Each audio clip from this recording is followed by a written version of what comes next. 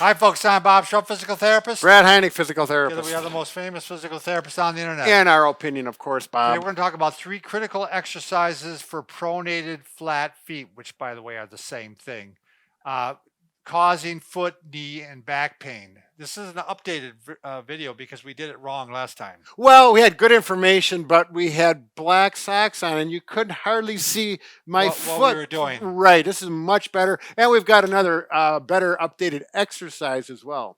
If you get a chance, please subscribe to us. We provide videos on stay healthy, fit, pain-free, and we upload every day. Also, we do a giveaway every week. It starts tomorrow on Sunday. Yeah. Go to the giveaway section on bobandbrad.com, our website, or go to Facebook. It'll be pinned to the top of the page at 12 o'clock on noon on Sunday at Central Time.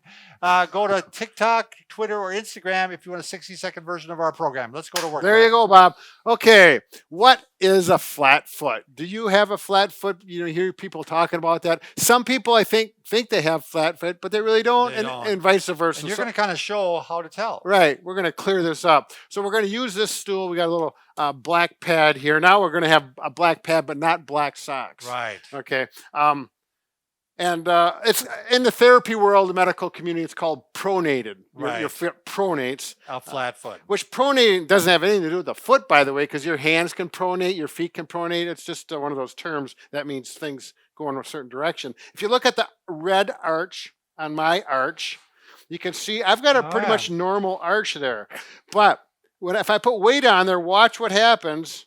And I'm going to exaggerate because someone that has a true flat foot, they put weight on and it'll flatten right out. I can put 2 to 3 fingers in there now, and if you flatten out down to 1 finger, and I'm exaggerating, my feet don't flatten that well, but some people's will. Mm-hmm. And also what happens with that, if you look, and that's why we talked about, or the title says foot pain, knee pain, back pain. What happens here can affect what happens at the knee, the hip, as well as the back. And reverse. What is happening at the hip, knee can affect the foot. Right. So we don't always know which one is which. Could go either way. But one way or another, the exercises will work both ways. Right. If you look at this red line, that's my tibia bone. And watch what happens to my tibia bone when this arch flattens. It rotates. Yep, it rotates in. So here, this is subtle. It's really hard to see, but you're going to see a little motion. It rotates this way, which can put a little stress on the knee joint, or which can put some stress on the hip joint. On the hip. As a matter of fact, why don't we show? We took the leg off of Sam, our skeleton, so he's over there with one leg and wondering what's But you got to sacrifice. Yeah, that's right. So here we go. Let's look at this now. In this, even you can see all the bones. We got the tarsals. Right. Yep. And there is a number of tarsals, and they all tarsals, metatarsals. And there's some muscles, intrinsic muscles, smaller muscles that help support that, as well as the larger muscles which are up in the calf, which support ankle motion. But watch what happens as I go weight bearing, and look right here. Can you put your finger in there, Bob? Sure. Go ahead. So there, he's got some room. I'm trying to get out of the way. Yeah. Can you see it? So as you pronate, see, that hurt, Bob, doesn't it? Yeah.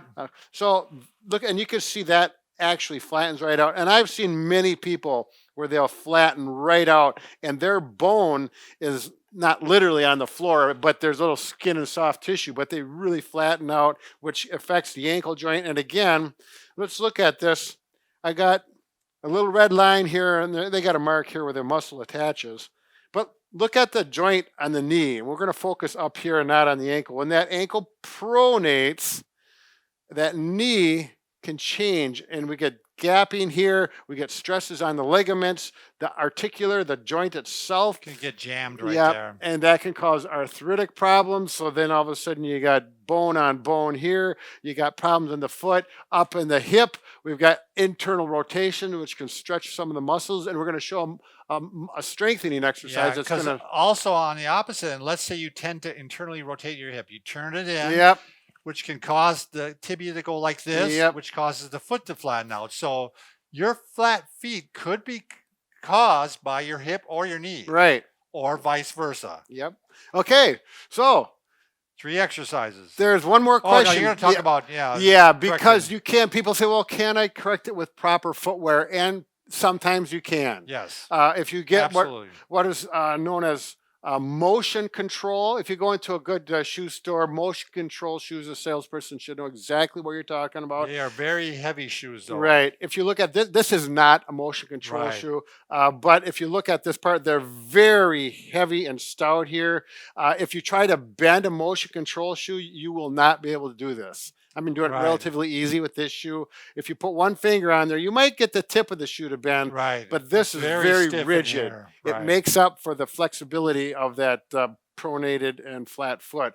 So you can do that. You can also put in Buy an insert. an insert. Yeah. We do have a couple of really good videos on An that arch too. support Yep. insert Yep. that works. We're not going to get into details because we want to get to the exercises first. I wouldn't spend much money on it. I would try one off the rack first. I For would an have- insert. Yeah, for an Right, insert and see right. how it works. Right. And before I'd spend money on having a custom made Right. one. And you could try the motion Orthotic, control too, shoes they- on. We call it too. Only buy a motion control shoe if it feels good in the store. Right. It Um, should feel good immediately. Don't think that you have to work your way into it. Right. That's a fallacy. Yeah. It's got to either fit good right away or it's not going to be Right. good. Because they're expensive. They are They're probably expensive. the most expensive shoe that you Yep. can buy. They're, $150 to $200. And heavier, like I said. Yeah, they are heavier, even for. Okay. All right, so, 3 exercises, Brad. all right. So the first one, we're going to have to go down to the floor. I'm going to. Use the booyah stick. Yep, you can use, you may, if you have good balance, you don't need it, or you can go up to a cupboard and put your hands on a cupboard or something to balance. So I'm going to do it with my blue socks on this foot.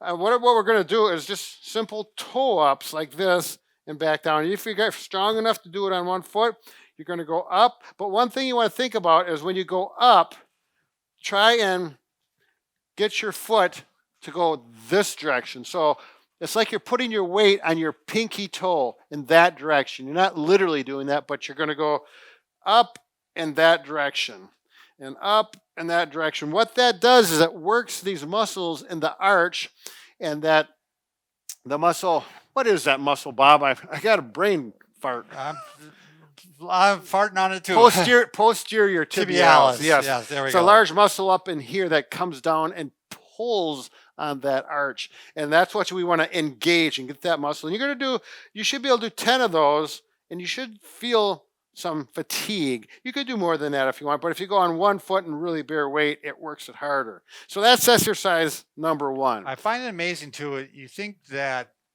it'll be a while before it shows any change, but it really, actually, within a couple of weeks, you might start seeing Sure. a little bit more. And you should do these every day, Yeah, but you can tolerate. These are that's a big, strong muscle. Yeah. They are, and they can often tolerate it every day.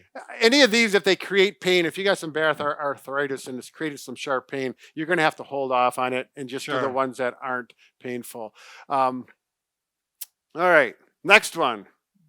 This one, let's What do see. you need, Brad? Well, we're gonna. I'm gonna show.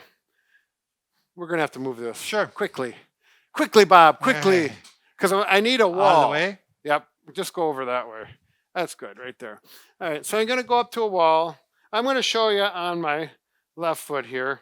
And what we're going to do is if I go out this direction, my hand is going to push into the wall. Watch what happens. And I'm going to go on one foot. So I'm on my left foot balancing. And if I push into the wall, that direction into the wall, my only option is right now I'm pushing against it and relax. You can see an arch form there. Yep. You can see that it's working the arch. Yep. So you can actually lean into the wall with the arm. But the idea is you keep your foot flat on the floor. Yeah, I don't know if you can see it, Brad, but it's showing really well. Oh, it is? You Yeah, can see me- the, yeah. the arch is really. Yeah. This is a lot better in the black sock video. Yeah, I can it tell looks you like that. a frown. It's like it's frowning each time you do it. I can feel these muscles in here and through here get You can fatigued see already. it. You can see Yep. it. So you can do 10 to 15 of those. Yeah, that's an excellent exercise. Now let's show the Um, one for the hips. Now we'll so bring that, this back in. oh, here. yeah. Yeah. We didn't right. have to do this on the last video, but that's why this one's updated and improved. So again, if you work the external rotators on your hip, It's going to put the hip in the right place, which puts the knee in the right place, which puts the foot in the right place. So It's one big yeah, chain. so it works out well with a band. You could start these without anything, to be honest with you. Yeah. But So you in could other do words, yeah, you don't need that band you possibly. could do clamshells basically. Yeah, yeah. If you're just starting out, you probably want to start out without any weight at all or any resistance. Right.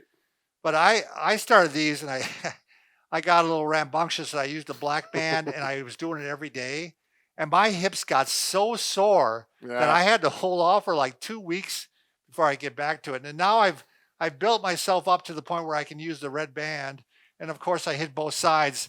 But it really has made a difference, Brad, as far as my hip strength. Yeah. So Now, if you're not familiar with band color, almost always the darker the color, the more resistance it has. So Bob started out with black, which is like the hardest the color. hardest one, and I was like, I just pounding away at Yeah. it, and I was doing it every day. I thought, well, I could. It's Yeah, amazing. yeah. There's the hip muscles that really aren't that big. Like the hip abductors. Well, yeah, the small, Right. because the gluteus The maximus is a and- big one. Right, right. The gluteus maximus is also an external rotator. That could Sure. also play a role. Now, if you're thinking about a band, start out with the yellow. Right. Yellow's a light resistance. It's plenty to start with. Yeah.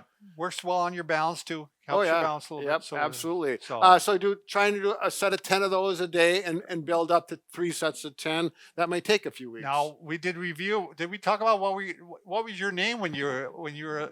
Did we mention that at the no, we beginning? didn't mention it, Oh did we? my goodness, we thought about So- that for such a long time, Bob. So, what was your name growing up? What did the Well, teacher call it you? relates to the video. In 6th grade, Mr. Weingarten used to call me Bigfoot, Yeah, not that- Flatfoot, Bigfoot. That's a little bit cruel. It was, but he always did it in a way that was supposed to be funny, and all the other kids laughed. And I got thick skin. You do have thick skin. I laughed too, and I was going to throw something at him. At All the right, end of the Mr. year. Weinberger, Weingarten, Weingarten, you're out of here. Weinberger.